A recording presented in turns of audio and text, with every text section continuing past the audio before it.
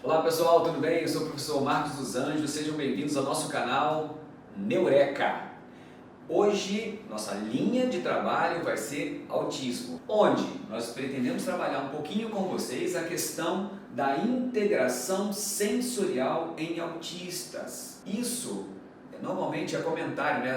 Algumas pessoas comentam com a gente. A pessoa poderia falar um pouco sobre a integração sensorial nos autistas, mães, né? Normalmente é muito comum pedir para a gente falar um pouquinho sobre isso, para elas entenderem um pouco. Quando a pessoa fala assim, meu filho tem dificuldade na integração sensorial, ou tem transtorno de integração sensorial, né? Eles comentam, então a gente vai falar disso hoje. Tá legal? Valeu, pessoal! Ó, roda a vinheta. Vambora!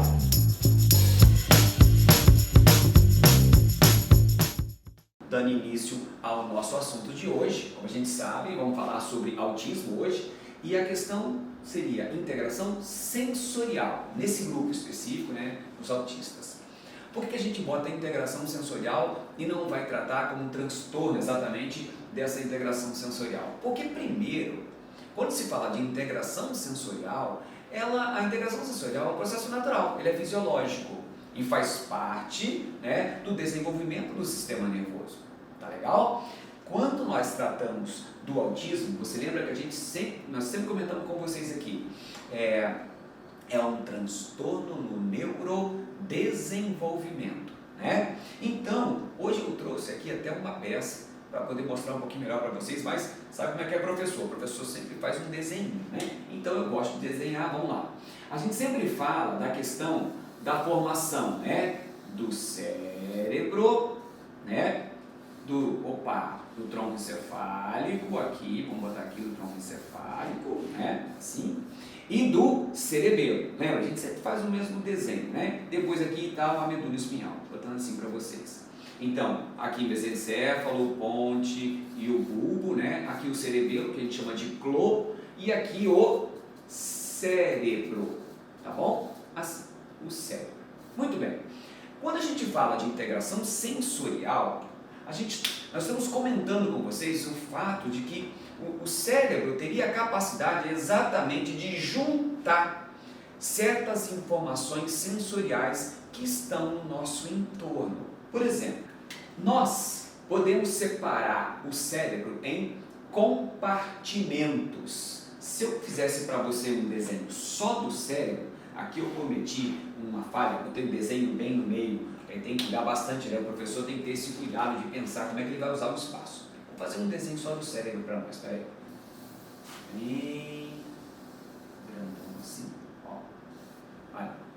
Então o cérebro é dividido em compartimentos. Vocês devem lembrar do lobo frontal, aqui o lobo temporal, o lobo aqui atrás occipital, vou botar lobo, me identificando assim, aqui o lobo parietal. Repare que já são 4 compartimentos que nós chamamos de lobo. É isso mesmo. Aí aqui vai ter um lobo escondidinho ali por dentro, né, que é o lobo límbico.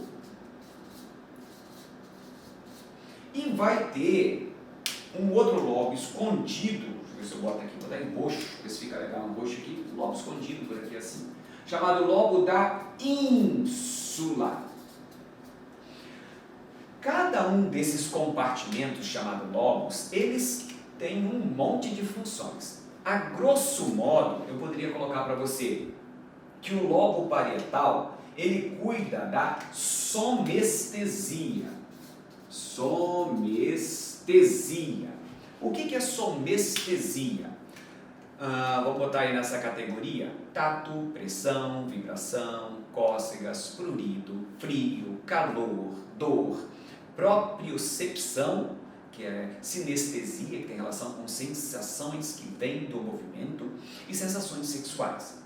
Tudo isso é somestesia. E o neurônio e a glia, que estão aqui no lobo parietal, eles são responsáveis pelo processamento da informação somestésica. Tá? Já Os neurônios e a glia do lobo occipital cuidam da visão, de aspecto geral. Aspecto geral. O professor só cuida disso? Não. O lobo parietal só faz somestesia? Não. É de uma maneira geral, porque faz mais coisas. Tá?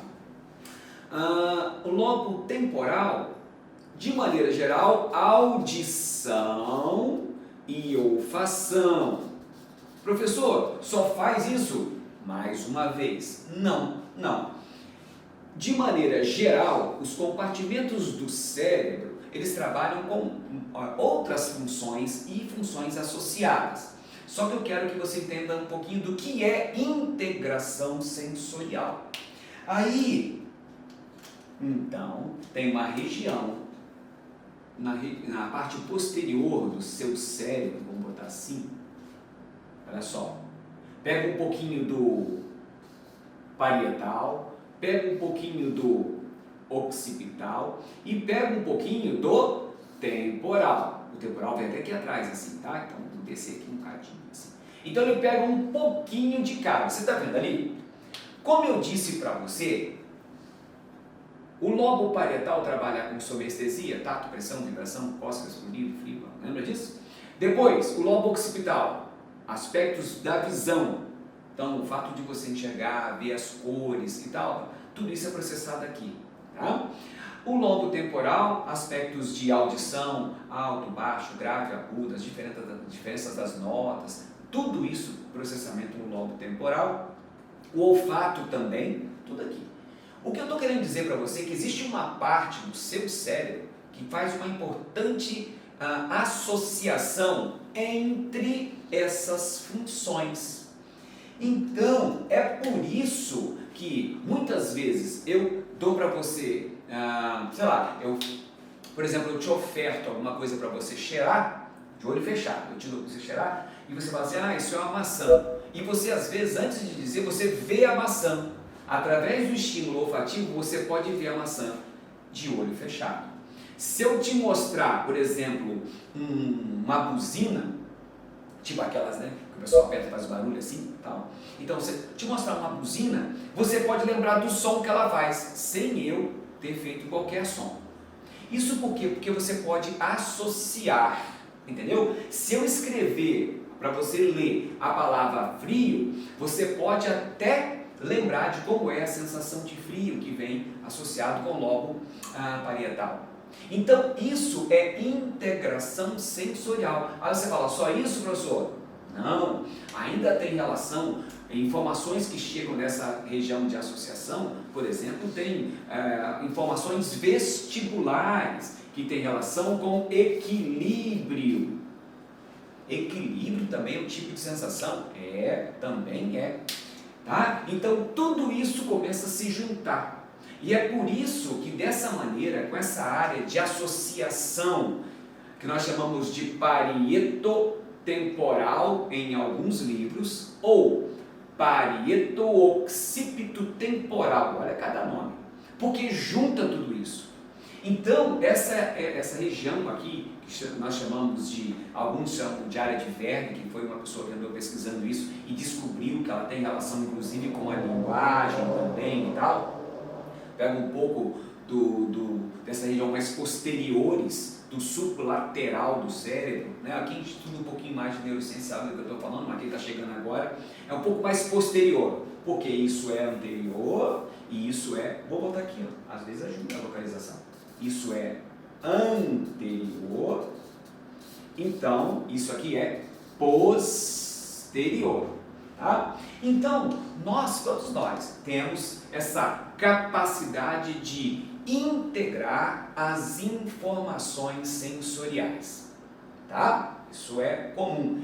Isso aqui já acontece, o desenvolvimento dessa área aqui, ela começa a desenvolver muito devagar, né, no aspecto de informação, né, porque para você associar, você tem que estimular, né? Então, até a criança nascer, esses neurônios ainda estão fazendo poucas associações, mas depois que nasce, as associações são dramáticas, porque a criança tem estímulo o tempo inteiro, tá bom? Então, se eu tiver algum prejuízo nessa integração de informações, aí é que começa a tratar de um transtorno do neurodesenvolvimento. Olha o transtorno aqui, ó.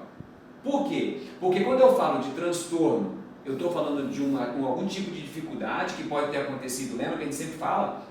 Esse transtorno pode ter acontecido durante o período gestacional, mas também após o nascimento.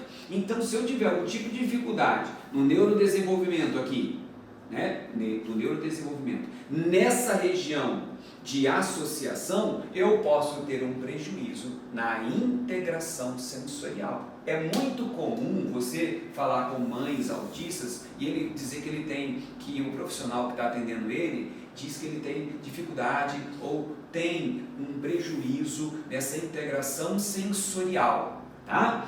Isso pode acontecer, sim, por quê? Porque durante o neurodesenvolvimento pode ter ocorrido alguma dificuldade na migração dos neurônios que deveriam estar associando essa área, poderia ser um prejuízo mais visual, pode ser algum tipo de prejuízo, o pessoal sempre chama atenção para o prejuízo, mas tem que lembrar que também pode haver vantagem, né?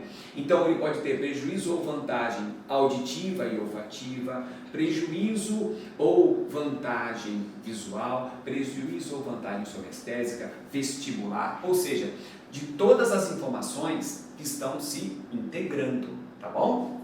Então, isso pode caracterizar pacientes ou crianças autistas ou adultos autistas que têm uma grande vantagem visual, mas tenha uma dificuldade muito grande em relação a funções auditivas e olfativas, o que pode determinar como é mais fácil a abordagem daquela criança. Vê como é que pode variar. Tem criança que precisa ser estimulada principalmente pelo aspecto visual, outros pelo aspecto auditivo, olfativo. Por que isso? Outras pelo aspecto somestésico. Por que isso? Porque a configuração do cérebro pode variar muito, por isso que é um transtorno e por isso que a sintomatologia pode variar tanto, tá? Então, quando disserem que você tem, ou que o seu paciente tem, ou que a criança tem, ou que seu aluno tem dificuldade no transtorno na integração sensorial, o que eles estão querendo dizer é exatamente isso, que pode haver uma diferença na construção, portanto, no desenvolvimento de uma área no cérebro que associa essas informações, tá bom? Por isso que ele pode apresentar dificuldade ou vantagem visual, dificuldade ou vantagem auditiva olfativa, dificuldade ou vantagem somestésica, tá? Nós que estudamos muito a questão do autismo e do neurodesenvolvimento, nós sabemos que sim, isso é possível. Isso, mais uma vez, reforça a ideia de que pode ser necessário a atuação de profissionais diferentes, que sejam especialistas em aspectos auditivos, fonológicos, que tenha uma melhor capacidade de trabalho no aspecto visual, daqueles que são somestésicos, que são, por exemplo, que trabalham com movimento, podem ser terapeutas ocupacionais, fisioterapeutas, no caso da audição, fonação, profissionais relacionados a fono, fonoaudiologia, o fono, e aqui também outros especialistas relacionados à função visual. É muito comum, gente, é difícil separar, mas geralmente um profissional fono trabalha um pouquinho o aspecto visual e um pouquinho somestésico. O profissional TO, terapeuta ocupacional, trabalha um pouquinho o aspecto somestésico, visual, também trabalha o aspecto fonológico. É comum que o físio também trabalhe essas diferentes áreas. Por quê? Porque é difícil você interagir com o outro, privando ele de um outro estímulo, né? Então, geralmente, existe uma associação quando o profissional está tratando as crianças ou os indivíduos que têm dificuldades na integração sensorial. Tá legal, pessoal? Então, passando aqui hoje para falar um pouquinho sobre a questão da integração sensorial em autista, tá bom? E aqui, só para representar mais uma vez para vocês, eu trouxe uma peça artificial, olha só, tá vendo? O cérebro, aqui, o cérebro, né? Essa vista aqui que você está vendo, olha só, bonitinho o cérebro. Aqui, o cerebelo em marrom, escuro, e na frente o tronco encefálico, né? Uma representação da hipófise aqui, tá bom? Uma glândulazinha. Então, essa região que nós estamos falando, que faz muita integração sensorial, vou mostrar para vocês, ela fica mais ou menos nessa altura aqui, ó. Tá vendo? Nessa altura. Ela vai pegar um pouquinho, lembra, do lobo parietal, um pouquinho do lobo temporal, um pouquinho do lobo occipital. Então, como ela fica estrategicamente posicionada entre esses lobos, ela pode ter, então, dificuldade para associar informações do parietal, informações do temporal, informações visuais e outras mais, como eu disse, informações vestibulares e tal. Tá bom? Sempre lembrando, como é do neurodesenvolvimento, a dificuldade pode estar associada a neurônio, a glia ou a forma que eles estão se comunicando. Tá bom, pessoal? Abraço para vocês, tudo de bom e até a próxima.